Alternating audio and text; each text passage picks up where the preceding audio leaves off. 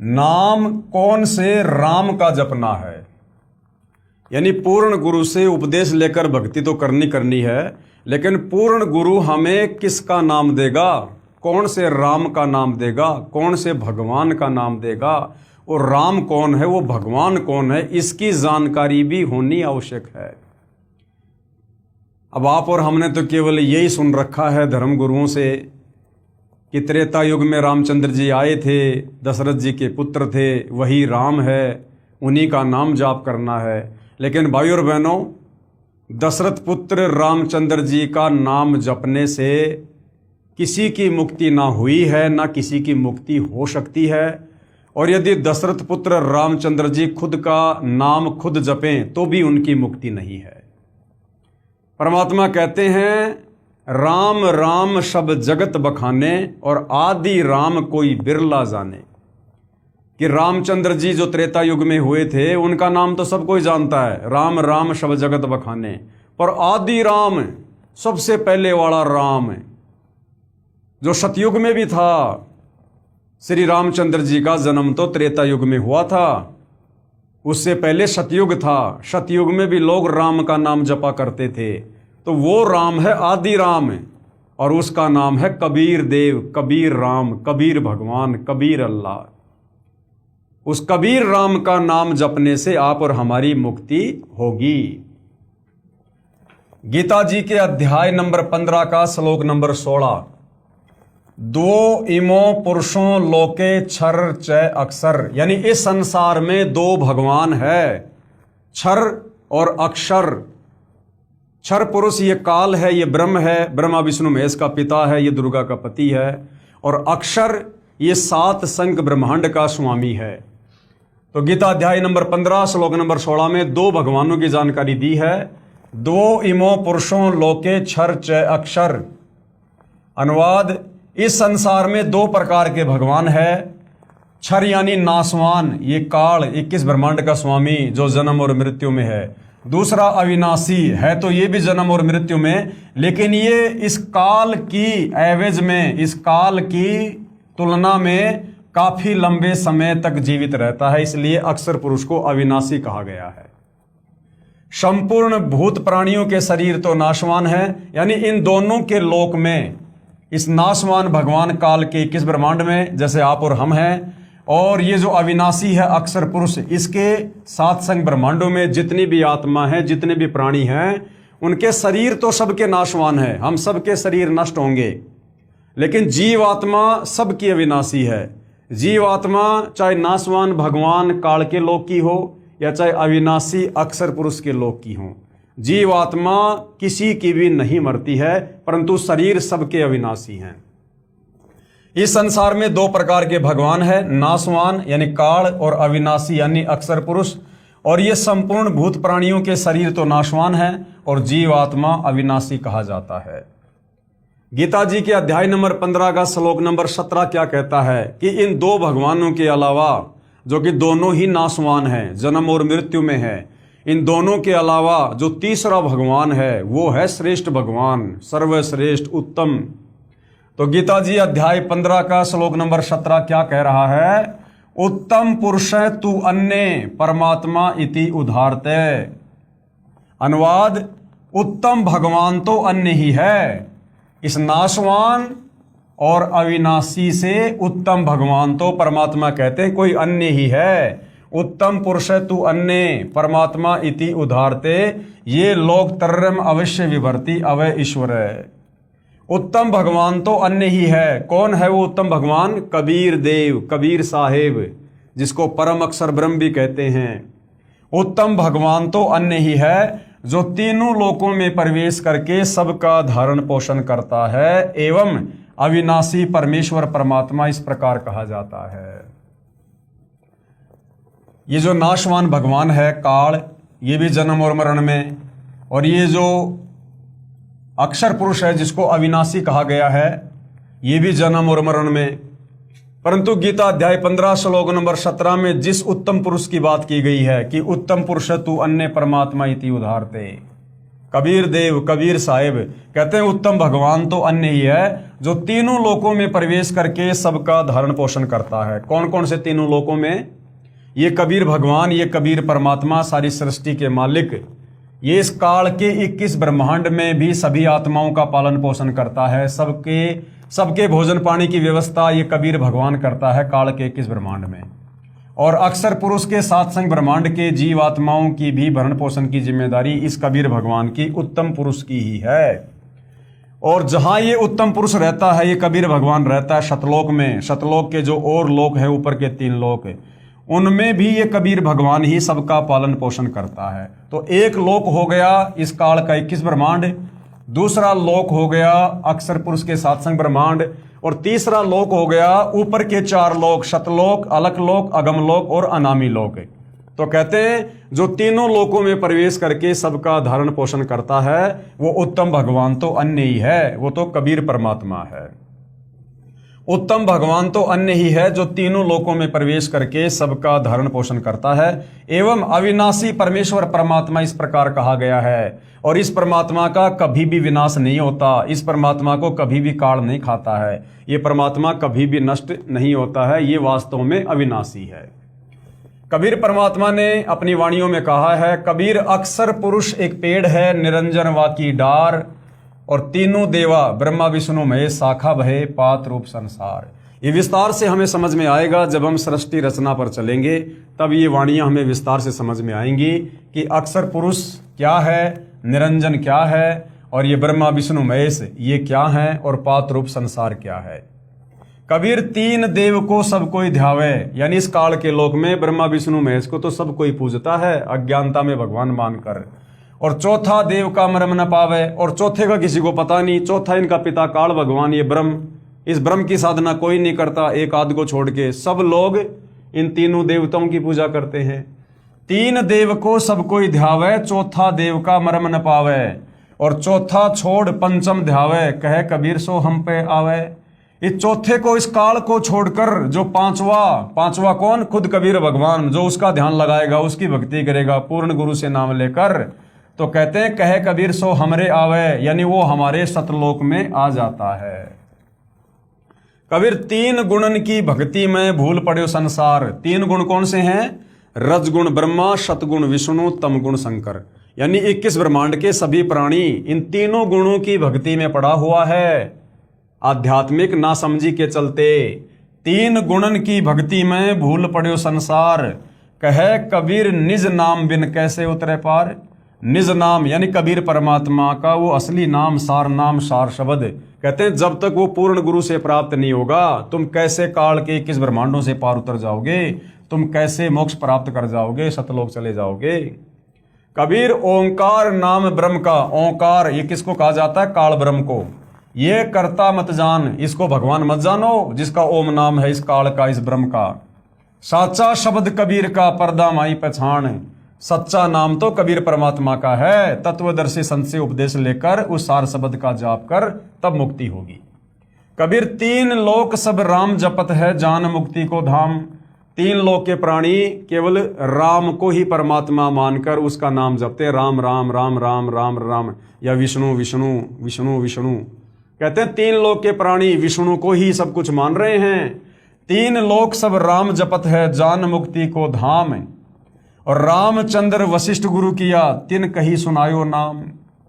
और उस रामचंद्र ने खुद वशिष्ठ को गुरु बनाया, और वशिष्ठ ने रामचंद्र जी को ओम मंत्र दिया, तब कहीं जाकर थोड़ा बहुत जुगाड़ ऊपर विष्णु लोक में जाने का रामचंद्र जी का हुआ।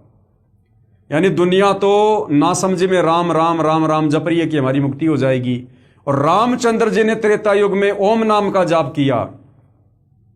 यानी भाई और बहनों, रामचंद्र जी तो ओम नाम का जाप कर रहा है मुक्ति के लिए, और हम लोग राम राम राम राम राम राम जाप कर रहे हैं। अरे राम तो उनके शरीर का नाम था, शरीर का नाम उनकी पहचान थी, राम कोई मंत्र नहीं है। तो ये दुनिया इस प्रकार से तत्वदर्शी संत के अभाव में भूली बैठी है। कबीर राम और कृष्ण अवतार हैं, इनका नाही संसार। जिन साहिब संसार किया, सो किन्हू ने जन्या नार। कहते हैं ये दुनिया तो राम और श्री कृष्ण जी को ही परमात्मा मानकर ये सोच रही है कि सारी संसार इन्होंने बनाया, इन्होंने रचा है। ये दुनिया राम और श्री कृष्ण जी ने बनाई है। और कहते हैं जिन साहब संसार किया, लेकिन जिस परमात्मा ने संसार को रचा सो किन्होंने जन्या नार, उस परमात्मा कबीर जी को किसी नारी ने पैदा नहीं किया, वो कभी किसी माँ से जन्म नहीं लेता। रामचंद्र तो जो है नारी से जन्म लेकर फिर ये आगे चलकर लोक वेद के आधार से भगवान कहलाए। लेकिन जिस परमात्मा ने सारे संसार को रचा है, राम कृष्ण को भी बनाया, वो परमात्मा कभी माँ के गर्भ से जन्म नहीं लेता है। कबीर चार भुजा के भजन में भूल पड़े सब संत। चार भुजा यानी ये ब्रह्मा विष्णु महेश, इन्हीं की भक्ति में पूरा संसार भूला बैठा है। कबीरा सुमरे तास को जाके भुजा अनंत। कबीर परमात्मा कहते हैं कि हम तो उस भगवान की पूजा भक्ति करते हैं जिसकी अनंत भुजा हैं, जो अनंत कलाओं का स्वामी है। कबीर वशिष्ठ मुनि से तत्वेता ज्ञानी, शोध कर लगन धरे, और सीता हरण मरण दशरथ को बण बण राम फिरे। यानी भाई और बहनों, रामचंद्र जी ने त्रेता युग में जिस वशिष्ठ ऋषि को अपना गुरु बनाया था, पूज्य गुरुदेव भगवान उसकी समर्थता बता रहे हैं। विष्णु जी जो रामचंद्र रूप में धरती पर आए, जिन्होंने वशिष्ठ को अपना गुरु बनाया, गुरु तो बहुत थे लेकिन वशिष्ठ ऋषि को अपना गुरु बनाया।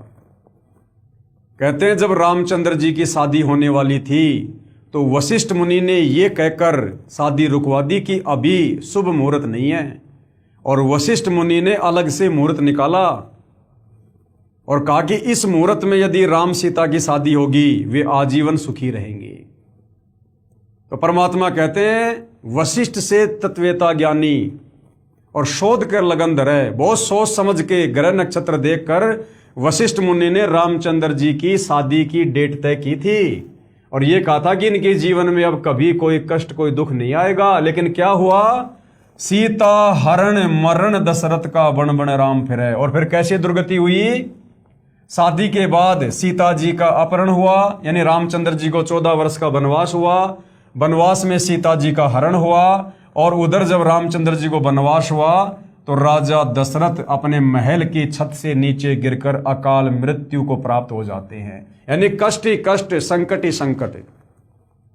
तो गुरुदेव भगवान कहते हैं कि भैया जब तक हम वास्तव में तत्वेता ज्ञानी तत्वदर्शी संत की शरण में नहीं आएंगे, जब तक हम पूर्ण गुरु की शरण में आके भक्ति नहीं करेंगे, तब तक हमारी आत्मा को उद्धार नहीं हो सकता, हमारे भविष्य में आने वाले संकटों का समाधान नहीं हो सकता है। कबीर समुद्र पाट लंका गए सीता को भरतार, और ताही अगस्त मुनि पी गयो इनमें कौन करतार। गुरुदेव कह रहे कि नादानो, अगर तुम इसी बात को लेकर श्री रामचंद्र जी को परमात्मा मान रहे हो कि भाई श्री रामचंद्र जी ने अपनी सेना को पार करने के लिए समुद्र के ऊपर पुलिया बना दिया, तो पहली बात तो ये पुलिया श्री रामचंद्र जी के प्रयासों से नहीं बना, ना हनुमान जी के प्रयासों से बना, ना किसी नल और नील के प्रयासों से बना। इसकी भी एक लंबी कहानी है, सतगुरु रामपाल जी ने अपने प्रवचनों में बता रखी है। त्रेता युग में कबीर परमात्मा मुनिंदर ऋषि नाम से आए हुए थे और काल के साथ परमात्मा जी का वचन था। उस वचन के तहत कबीर परमात्मा ने एक पहाड़ के पत्थरों को हल्का कर दिया था अपनी शक्ति से, अपने वचन से। उन पत्थरों से फिर वो समुद्र के ऊपर पुलिया बनाया गया था। तो भाई और बहनों, अगर इसी बात से नादान लोग श्री रामचंद्र जी को भगवान मान रहे हैं, परमात्मा मान रहे हैं कि इन्होंने समुद्र के ऊपर पुल बनाकर सेना को पार कर दिया, तो गुरुदेव भगवान कह रहे हैं इस आधार से भी ये भगवान नहीं, क्योंकि ऐसे ऐसे चमत्कार तो बहुत सारे कर चुके हैं, बहुत हो चुके हैं। गुरुदेव कह रहे हैं कि एक अगस्त नाम का ऋषि था, अगस्त नाम का ऋषि, ताही अगस्त मुनि पी गयो इनमें कौन करतार। एक अगस्त ऋषि था और उसमें एक सिद्धि थी। उस सिद्धि के बलबूते पर अगस्त ऋषि ने एक घूंट में 7 समुद्रों का पानी पी लिया था।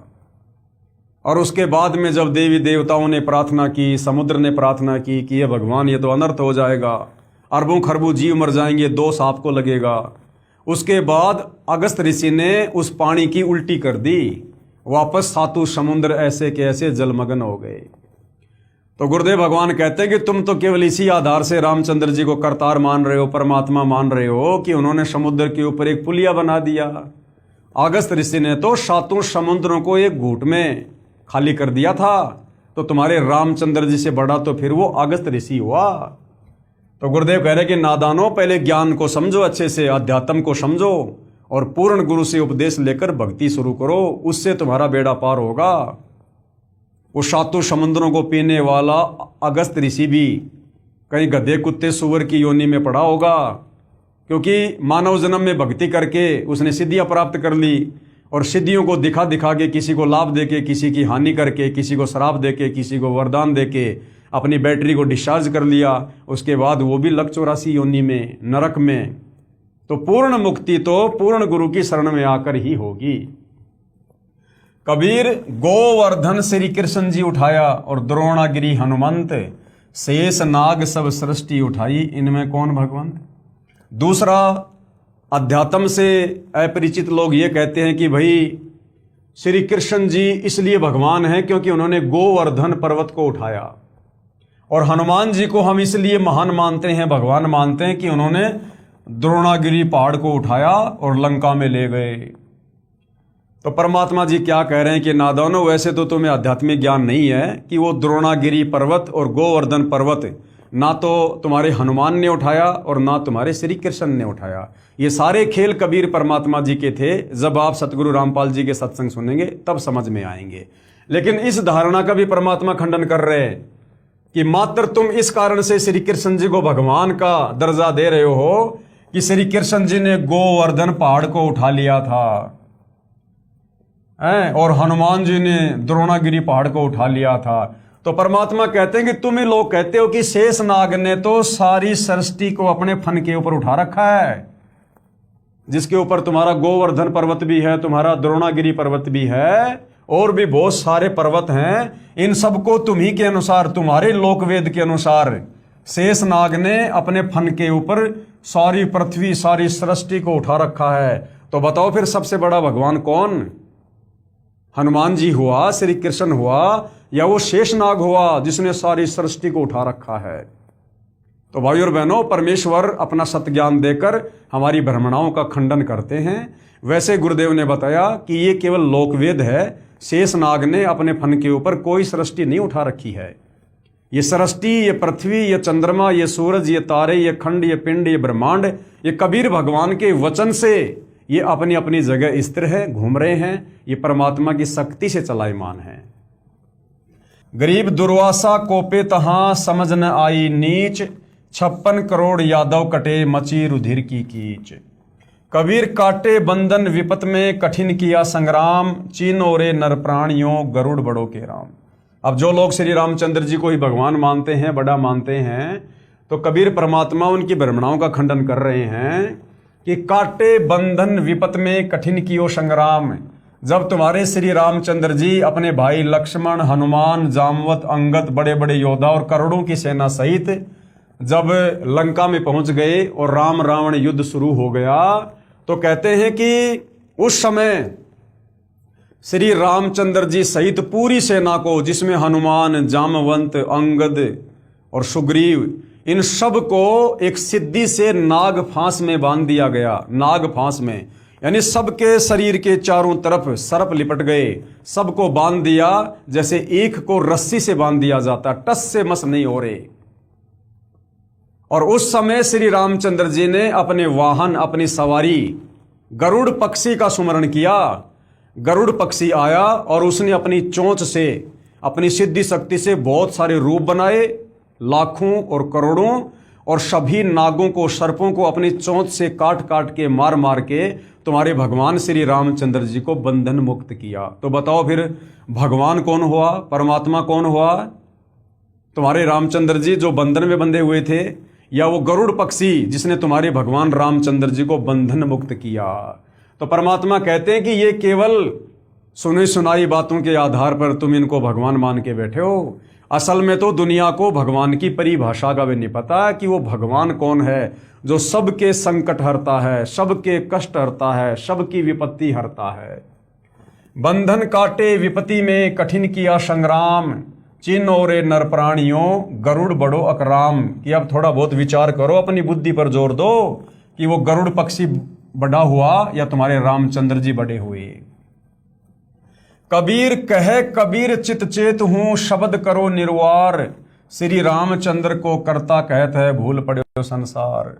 कबीर जिन राम कृष्ण निरंजन किया, सो तो करता न्यार, अंधा ज्ञान न बूझ ही कहे कबीर विचार।